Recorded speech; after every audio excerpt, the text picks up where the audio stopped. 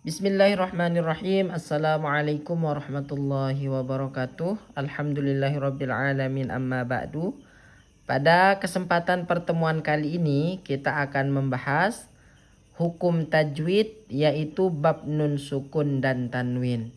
Nah, ketika kita berbicara nun sukun dan tanwin, kita perlu ketahui dulu ya bahwa nun sukun dan tanwin ini adalah sederhananya bunyi suara N, teman-teman ya. Nah, jadi nun sukun dan tanwin ini sederhananya adalah bunyi suara N. Nah, berfokus pada sini teman-teman ya. Karena nun sukun ya, ketika sebelumnya misalnya di sini ada huruf ba ya, setelahnya ada nun sukun.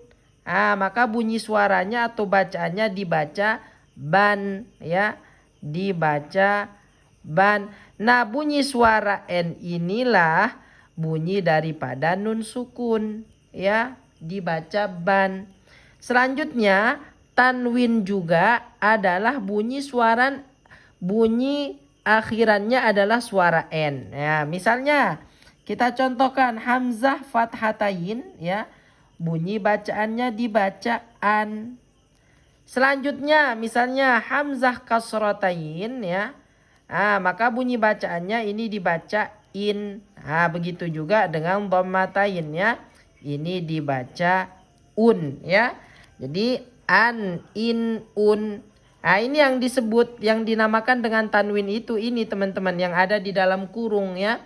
Fathatain, kasrotain dan dhammatain ini disebutnya tanwin. Nun sukun ataupun tanwin adalah yaitu membahas tentang bunyi suara N ya. Bunyinya adalah bunyi originalnya atau bunyi suara aslinya itu adalah bunyi suara N. Nah, bunyi suara N ini nantinya akan berubah tergantung dengan huruf apa dia bertemu setelahnya. Itu yang akan kita bahas teman-teman sahabat Quran ya. Nah, apabila ada nun sukun atau tanwin bertemu dengan 28 huruf hijaiyah ya. Ya, hijaiyah.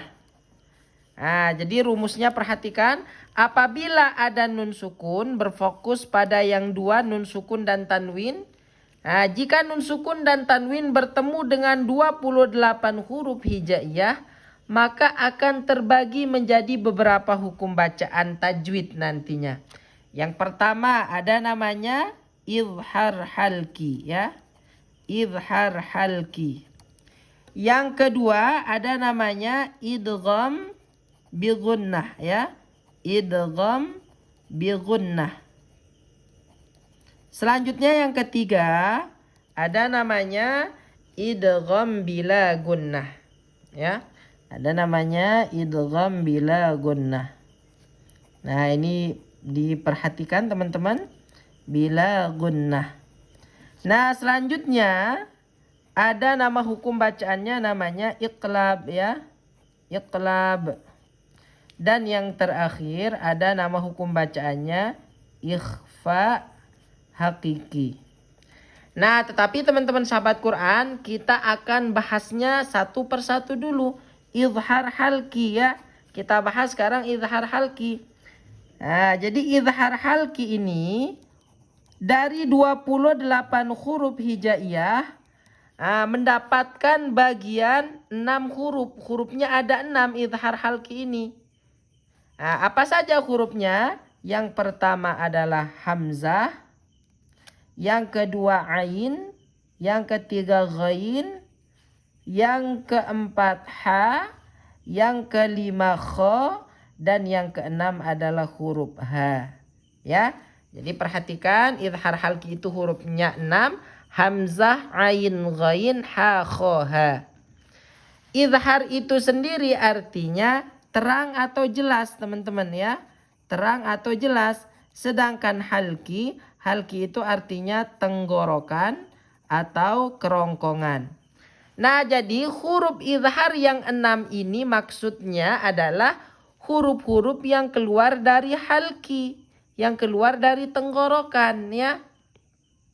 Bagaimana rumusnya baru bisa dikatakan izhar halki?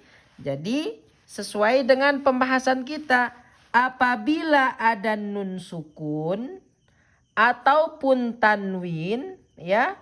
Nah, jika nun sukun atau tanwin ini bertemu dengan salah satu huruf yang 6 ini, nah, maka hukum bacaannya disebut izhar halki, ya. Mana contohnya? Kita datangkan contohnya, ya. Nah, kita datangkan contohnya. Man amana. Nah, kita datangkan contohnya. Nah, di sini ada nun sukun. Jadi cara mencari daripada hukum izhar halki itu, teman-teman atau sahabat Quran cari dulu nun sukun atau tanwin, ya. Jika dia bertemu dengan huruf yang 6, maka hukum bacaannya izhar halki. Nah, contohnya di sini. Man, ya, ini barisnya sukun, ya. Ada nun sukun, lalu nun sukunnya bertemu dengan huruf hamzah. Huruf yang keberapa? Huruf izhar halki di sini huruf yang pertama. Nah, maka izhar ini kan artinya jelas tadi. Nah, maka nun sukun ini ketika bertemu dengan izhar halki, maka bunyi suaranya dibaca jelas. Man amana. Man amana. Masih ingat pembahasan yang di atas? Jadi originalnya, aslinya nun sukun atau tanwin itu adalah bunyi suara N. Nah, maka ketika bertemu dengan huruf izhar halki yang 6, maka bunyi suara N ini tetap dibaca jelas, ya. Cara membaca nun sukun atau tanwinnya harus dibaca jelas. Man amana. Atau contoh yang lain, ya. Contoh yang kedua misalnya daripada tanwin misalnya, ya. Nah, kita datangkan contoh dari tanwin.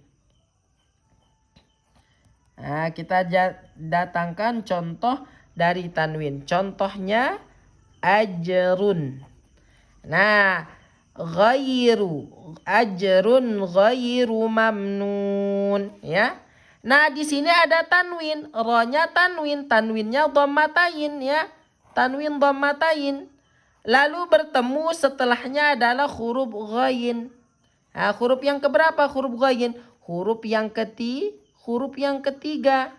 Nah, ingat, sebelum bertemu dengan huruf ghain, ya. Nah, sebelum bertemu dengan huruf ghain, suara N-nya jelas. Ajrun. Ajrun. Run. Nah, ketika dia bertemu dengan huruf izhar halki, maka cara membaca N-nya tidak ada perubahan, tetap dibaca jelas. Karena nanti kalau bertemu dengan huruf idgham bi gunnah, idgham bila gunnah, berubah cara membaca nunnya, tidak dibaca N lagi. Bunyi suara N-nya tidak jelas lagi. Idgham bi gunnah, bacaan N-nya jadi dengung, ya. Iqlab nanti kita bahas bertukar suara tanwin atau suara N-nya. Ikhfa, samar-samar baca suara N-nya. Nah, seperti itu teman-teman, ya. Jadi apabila ada nun sukun atau tanwin bertemu dengan salah satu huruf yang 6, maka hukum bacaannya izhar halki. Izhar artinya jelas. Apa yang dibaca jelas? Yang dibaca jelas adalah suara nun sukun atau tanwinnya. Yang kita baca jelas teman-teman, ya. Nah, contohnya yang ini tadi. Man amana, ndak boleh ditahan dengungan. Contohnya man amana, salah, ndak boleh ditahan, ndak boleh didengungkan. Jadi sempurnakan bunyi suara nun sukunnya. Man amana ajrun ghairu mamnun. Lanjutan ayatnya, ya. Jangan dibaca ajrun ghairu mamnun. Salah, ya. Nah, seperti itu. Kira-kira bisa dipahami teman-teman sahabat Quran? Kira-kira jelas? Bisa dipahami penjelasannya?